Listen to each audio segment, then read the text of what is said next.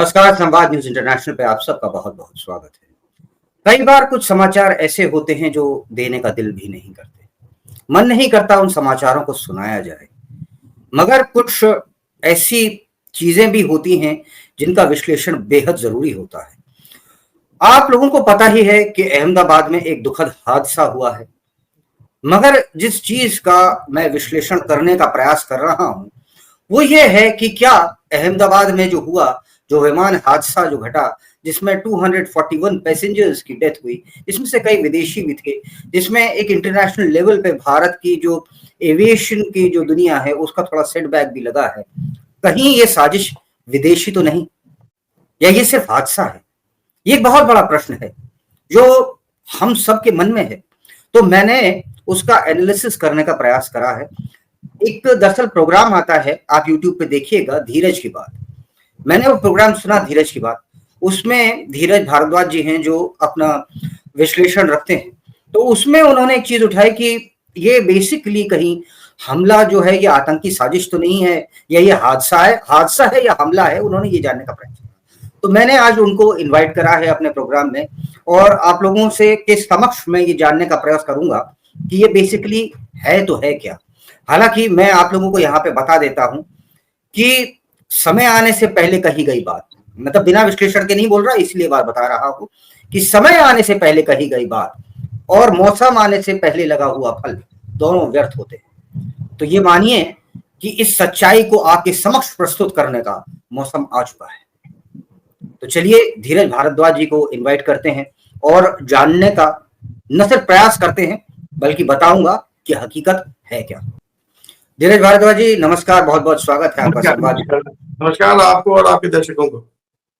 Thank you sir. Sir आपका एक programme हमने देखा सर, उसमें आप बता रहे थे कि ये हादसा है या आतंकी साजिश है, आपका क्या टेक है इस पे, और क्या आपने ओवरऑल जो डॉट्स जोड़े हैं वो आपका किस ओर आपको लगता है ये ऊंट कहाँ पे करवट बैठ रहा है? देखिए, सीधे तौर पर आप ये नहीं कह सकते हैं कि ये हादसा है और सीधे तौर पर यह भी नहीं कह सकते हैं कि आतंकी हमला है।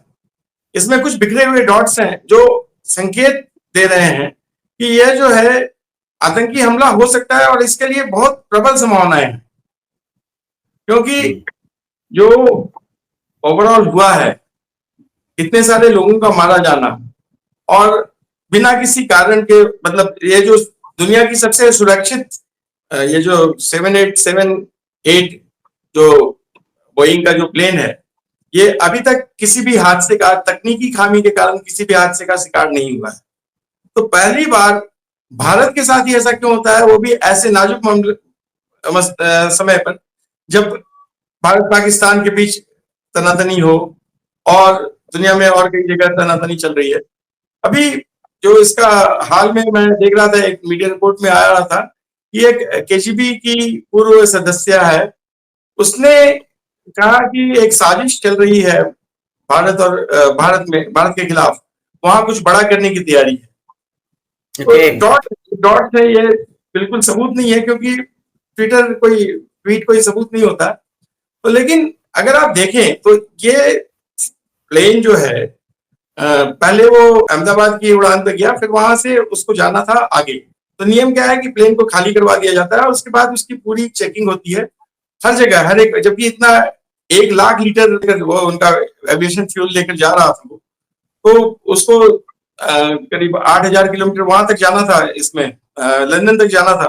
तो बल्कि वो थोड़ा सा एक्स्ट्रा फ्यूल भी रखते हैं कि मान लीजिए कहीं टर्बुलेंस आया, कहीं हवा में उनको बिजी होने पर चक्कर काटना पड़ा, तो एक्स्ट्रा फ्यूल भी लेके चलते हैं। तो करीब 1 लाख लीटर से भी ज्यादा फ्यूल था इसमें, और इतना फ्यूल लेकर जा रहा था, और इतना फ्यूल भरना, उसके पहले सारा चेकिंग, आपको मैं बता दूं कि प्री फ्लाइट चेकिंग होती है, फ्लाइट से पहले एक चेकिंग होती है, उसमें एक एक पुर्जे को स्टार्ट करके, ऑन करके, फिर ऑफ किया जाता है, फिर सारा चेक किया जाता है। इतना ही नहीं, इसके बाद जब पायलट आते हैं, ये तो टेक्निकल ग्राउंड ड्यूटी अफसर्स की बात कर रहा हूँ, उसके बाद फिर पायलट जब आते हैं तो उनका भी काम होता है कि वो पूरे प्लान का निरीक्षण करते हैं, उसके बाद फिर वो इंजन को स्टार्ट करते हैं, ऑफ करते हैं, सारा कुछ चेक कर लेते हैं। और उतने के बावजूद जब इतने प्रिकॉशन बरती गई, इसमें भी बरती गई होगी, क्योंकि इंटरनेशनल फ्लाइट में तो लोग लापरवाही नहीं बरत सकते हैं। और हालांकि अभी जांच चल रही है कि कितनी कितना टेस्ट हुआ और कितना नहीं हुआ ये सब पता चल जाएगा, क्योंकि उनका डाटा रिकॉर्डर भी है, फ्लाइट डाटा रिकॉर्डर। लेकिन कोई भी, ये जो सुमित सब्बरवाल जो इसके मुख्य पायलट थे, यह भी काफी अनुभवी पायलट थे। उनका 10-11 वर्षों से ज्यादा का अनुभव था और कई हजारों किलोमीटर वो उड़ा चुके हैं। तो इसलिए एक बात मैं यहाँ पर सब लोगों को बताना भी चाहूंगा कि बेसिकली कोई सिंगल इंजन प्लेन तो था नहीं, हाँ, डबल इंजन था। तो अब डबल इंजन में मान लीजिए एक इंजन फेल भी हो जाएगा तो भी वो उड़ सकता है। तो हाँ, यहाँ ये कहीं सैबोटेज विद सॉफ्टवेयर जो डलता होगा प्लेन में, कहीं उसको तो जी सर, इसमें दोनों इंजन एक एक करके फेल हुए। तो अभी मैं उसी पर आ रहा हूं। तो पायलट की कोई गलती नहीं थी, पायलट समझदार था, वो काफी अनुभवी पायलट था, उसने चेक तो किया ही होगा। लेकिन उस समय में प्लेन इंजन स्टार्ट होता है और इंजन अचानक बंद हो जाता है टेक ऑफ करते समय। टेक ऑफ करने से पहले ही पायलट के आवाज जो एटीसी ने रिकॉर्ड किया, वो बोला कि उनको थ्रस्ट नहीं मिल रहा। थ्रस्ट मतलब होता है पावर, जो होता है वो बूस्ट नहीं मिल रहा है उड़ने के लिए। नीचे से वो जब उड़ जाता है उसको थ्रस्ट नहीं मिल रहा था उड़ने के लिए, हालांकि वो टेक ऑफ कर चुका था। तो जब टेक ऑफ कर लिया उसके बाद क्या होता है कि वो फिर इंजन के भरोसे हो जाता है प्लेन पूरी तरह से। तो इस प्लेन में व्यवस्था है कि मान लीजिए अगर एक इंजन किसी तरह से किसी कारणवश फेलियर हो गया, तो दूसरा इंजन सफिशिएंट होता है कि उसको उड़ाकर ऊपर तक ले जाए। फिर अगर इंजन में खराबी आती तो वो वापस उतर के आ जाता। अगर, क्योंकि इससे हो सकता है लंदन तक की यात्रा ना हो सके, लेकिन कम से कम ऊपर उड़ जाना और वापस आ जाना, बिल्कुल धराशायी हो जाना पॉसिबल नहीं था। तो इसलिए माना जा रहा है कि दोनों इंजन अगर एक साथ फेलियर हुए हैं, बंद हुए हैं, तो इसका कोई ना कोई रीजन तकनीकी है। तो ये जो रीजन है इसमें दो, एक तो माना जा रहा है कि वो जो फ्यूल सप्लाई है इंजन को, वो फ्यूल सप्लाई बंद हो गया, किसी तरह से बंद हुआ है, तभी वो रुका है। और इसके दो कारण अभी तक माने जा रहे हैं कि एक तो माना जा रहा है कि हो सकता है कि उस फ्यूल सप्लाई के पाइप में कुछ शरारत की गई हो। उसके पॉइंट पर भी आऊंगा, क्योंकि वहां जो मेंटेनेंस का जिम्मा था वो तुर्की की किसी कंपनी को था। तो इसलिए माना जा रहा है कि उसने कुछ शरारत की हो। हालांकि अभी सब लोग निगरानी में है। और टर्की तो घोषित दुश्मन है हमारा, हर हाल में टर्की हमारा दुश्मन है। पाकिस्तान को सारे ड्रोन सप्लाई कर रहा है, सारे मतलब युद्ध में खुलकर पाकिस्तान के साथ में खड़ा हुआ है। हाँ, वो उसने पाकिस्तान को ड्रोन सप्लाई किए जो भारत में आकर हमला कर रहे थे। तो ये सब वो है। टर्की तो मतलब घोषित तौर पर हमारा शत्रु है, उसके बावजूद वहां की कंपनी को, और हाल में सरकार ने निर्णय लिया था, सरकार और निजी क्षेत्र ने भी निर्णय लिया था कि जो भी टर्की की कंपनियों को कॉन्ट्रैक्ट दिया हुआ है उसको खत्म कर दिया जाएगा। तो खैर अभी ये नहीं हुआ था, बहुत जल्दी था, अभी हो सकता है इसलिए नहीं हो पाया होगा पूरा, क्योंकि टाटा जैसी कंपनी ऐसे इग्नोर तो नहीं करेगी इतने बड़े सुरक्षा गाइडलाइन को। दूसरा क्या है कि एक और आशंका जताई जा रही है कि कहीं इसकी हैकिंग तो नहीं हो गई हो। मैं वही कहना चाह रहा था। हाँ, क्योंकि एक जर्मन के विशेषज्ञ हैं, उन्होंने करीब 5-6 साल पहले इस प्लेन की खामियां गिनाते हुए कहा था कि यह प्लेन ऐसा है कि टेक ऑफ और टेक ऑन लैंड करते हुए उस समय तो सबसे कमजोर स्थिति में होता है, क्योंकि उसके सारे वो खुले होते हैं पुर्जे, मतलब जो ऑन होते हैं सारे सिस्टम्स। उस समय उसको हैक किया जाता है, हैक किया जा सकता है बहुत आसानी से। तो हैक मतलब जो हैकर होंगे उनके लिए, हम लोग आसानी से मतलब हम लोग नहीं कर सकते हैं, जो हैकर होंगे इसके वो हैक कर सकते हैं और उस हिसाब से कंट्रोल कर सकते हैं। तो ये भी एक आशंका लग रही है, क्योंकि एक साथ दोनों इंजन बंद कर देना वो आम मतलब कोई टेक्नोलॉजी की खराबी जो है वो नहीं हो सकती है। इतना सिक्योर्ड, इतना सेफ इंजन। लेकिन इस बात में दम इसलिए भी कम लग रहा है कि ये 6 साल पहले अगर उसने खामियां दिखाई थी, जो जर्मन वैज्ञानिक था या साइबर एक्सपर्ट था, अगर उसने 6 साल पहले कमियां बताई थी, तो उसके बाद कंपनी ने बहुत सारे टेक्निकल मेजर्स लिए होंगे इसको दूर करने के लिए। लेकिन अभी क्या स्थिति है, जबकि पूरी जांच में होगी उसके बाद ही समझ में आएगा कि वास्तव में क्या हुआ था इसके साथ। लेकिन फिलहाल ये दोनों आशंका। एक तीसरी आशंका ये है कि जैसा कि कंपनी के एक पूर्व अधिकारी थे, ये बोइंग कंपनी से छोड़ के एक पूर्व अधिकारी निकले थे।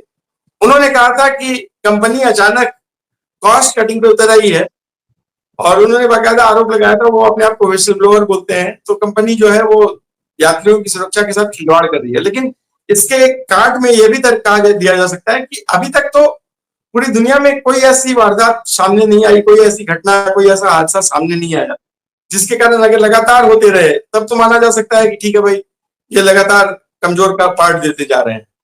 लेकिन ऐसा हुआ नहीं। तो ज्यादा आशंका यही है कि इसको किसी आतंकवादी हमले से या आतंकी कार्रवाई में इस पर वो क्या गया होगा हमला, और ये अगर है तो हाल फिलहाल के वर्षों में सबसे बड़ा आतंकी हमला माना जाएगा। बिल्कुल बिल्कुल, निश्चित तौर पे इससे बड़ा तो मतलब देखा ही नहीं। खैर एटलीस्ट हम तो दुनिया को भी अपनी आंखों से ही देखते हैं। तो हाँ, जो इससे पहले हवाई इतिहास में एक कनाडा में कनिष्क नाम का प्लेन था, उसको उड़ा दिया था, जो एयर इंडिया का ही था, उसको आतंकियों ने उड़ा दिया था, खालिस्तानी आतंकवादी। मतलब वो बात तो काफी पुरानी हो गई, वो अभी की तो है नहीं। खैर अभी रिसेंट ईयर्स में इससे प्लेन हादसा कोई सा भी नहीं है। एक मैं चलते चलते लास्ट में क्वेश्चन पूछता हूँ, जो बेसिकली पॉलिटिकल पार्टीज हैं या बहुत सारे उनके जो पत्रकार हैं जो बेसिकली दलाल का काम करते हैं, वो दलाल पत्रकार और political parties rather than having condolences कि भाई कोई बात नहीं, ये परिवार का गया, तो मतलब इस तरह से मतलब कोई कंडोलेंस देना किसी भी, मैं ये मॉनिटरी नहीं कर रहा, तो मॉनिटरी देने के लिए सरकार ने अपनी तरफ से क्या रखा, लेकिन फिर भी ये लोग जैसे हैं मतलब बैठ करके कि ये मोदी ने देश बेच दिया, फलाना कर दिया, ये है वो है, ये कहां तक उचित लगता है? नहीं, देखिए ये तो बहुत कॉमन सी बात है। आपने देखा होगा कि इतना बड़ा आतंकी हमला हुआ था यहाँ पुलवामा, इसमें पहलगाम में, तो उस पर भी पत्रकारों का एक धड़ा जो था वो लॉ एंड ऑर्डर को क्वेश्चन उठा रहा था, जबकि वहां राज्य सरकार का लॉ एंड ऑर्डर था, उसके बावजूद उस पर सुरक्षा पर सवाल उठा रहा था। वो ये जनरल यहाँ मैं एक प्रश्न करता हूँ, जनरल विपिन रावत जो हमारे सीडीएस थे पहले, जनरल विपिन रावत ने कहा था हमें वॉर सिर्फ पाकिस्तान और चाइना के फ्रंट पे नहीं लड़ना, 0.5 अपने अंदर भी लड़ना है, जो जैसे माओवादी हैं उनसे लड़ना है। तो मैंने उसमें एक चीज ऐड करी थी, मैंने कहा ऐसा नहीं है कि आतंकियों ने सिर्फ बंदूकें पकड़ी हैं, कुछ ने माइक पकड़ रखी हैं, कुछ ने कलमे पकड़ रखे हैं, और कुछ तो ऐसे भी हैं जिन लोगों ने स्टूडियो की कुर्सी पकड़ रखी है। ये भी 0.5 को ही बढ़ा रहे हैं, और कहीं ना कहीं इनकी मूर्खतापूर्ण पत्रकारिता के कारण न सिर्फ पूरा पत्रकार जगत बदनाम हो रहा है, बल्कि दुश्मन देश को भी फायदा हो रहा है। नहीं, पत्रकारिता ही नहीं, देखिए क्या है ना, सोशल मीडिया आजकल हर किसी को पत्रकार बना दे रहा है। जिसके पास कोई डिग्री नहीं हो, जिसके पास कोई अनुभव नहीं हो, जिसके पास कोई समझदारी नहीं हो, एथिक्स की जानकारी नहीं हो, वो भी पत्रकार। वो यूट्यूबर्स जो पकड़े गए हैं, वो लड़की पकड़ी गई है, उसके साथ एक और यूट्यूबर पकड़ा गया, फिर बाद में पता लगा कि कई सारे लोग इसमें इन्वॉल्व है। तो यूट्यूबर्स भी अपने आप को पत्रकार मानने लगते हैं, वो भी एक माइक बनवा लेते हैं बिल्कुल न्यूज चैनल्स की तरह। वैसे भी जो चैनल्स में भी अगर आप देखिए तो मैंने एक बड़े सीनियर पत्रकार से सुना था कि वो कह रहे थे कि यहाँ पढ़े लिखे लोगों की जरूरत नहीं है चैनल में। तो इस तरह के जब वैचारिक स्तर लोगों का गिरेगा तो इस तरह की मैनिपुलेशंस तो होंगी जो आप बता रहे हैं। चलिए धीरज जी, बहुत बहुत धन्यवाद। मैं और डाइग्रेस नहीं करूंगा सब्जेक्ट से, लेकिन हाँ इतना जरूर है कि कहीं ना कहीं ये मतलब इंजन का फेलियर तो नहीं है फॉर श्योर जो अहमदाबाद में हुआ। ये गड़बड़ अगर कहीं है, जो जैसा देखने में और जो खुलासा बातचीत में आपसे करने में लग रहा है, वो एक्सटर्नल ही है। कैसा भी हो वो बाहर का है, चाहे वो सॉफ्टवेयर को हैक करना हो या एक्सवाइजी कुछ भी हो। लेकिन और मैं एक शब्द इसके लिए कहता हूँ, ये कहीं ना कहीं मुझे तो विमान जिहाद लग रहा है। अब तक लैंड जिहाद सुना होगा, तूक जिहाद सुना होगा, ये विमान जिहाद का मामला लग रहा है मुझे। बोइंग कंपनी ने भी अपनी टीम भेजी है, वो उसकी टीम भी आ रही है और वो भी पूरा जांच कर रही है कि वास्तव में, क्योंकि उसकी रेपुटेशन का खरा सवाल है, उसके शेयर्स धड़ाम से गिर गए जैसे एक्सीडेंट हुआ। तो बोइंग दुनिया की नंबर 1 कंपनी है और इस विमान के उसके पास 942 ऑर्डर्स रखे हुए हैं यार, तो उन ऑर्डर्स पर भी असर पड़ सकता है। तो बोइंग कंपनी अपने रेपुटेशन बचाने के लिए this plane is one of the most used in the world, तभी एक्सटर्नल मेरे को लग रहा है। ये हैक करना ये सब हो सकता है, ये मेंटेनेंस में टर्की की कंपनी जो 0.5 अंदर का एलिमेंट है हमारे के बीच का, वो जो विमान जहाज का जिसका एंगल हो, वो ये सब ज्यादा लगते हैं रादर देन इसके कि इंजन फेल हो गए या वो पक्षी टकरा गए। ये सब थ्योरीज पुरानी हो गई। अब जो लगता है देखने में ये ज्यादा है। चलिए धीरज जी, आपका बहुत बहुत धन्यवाद, आप आज के कार्यक्रम में आए। Thank you so much.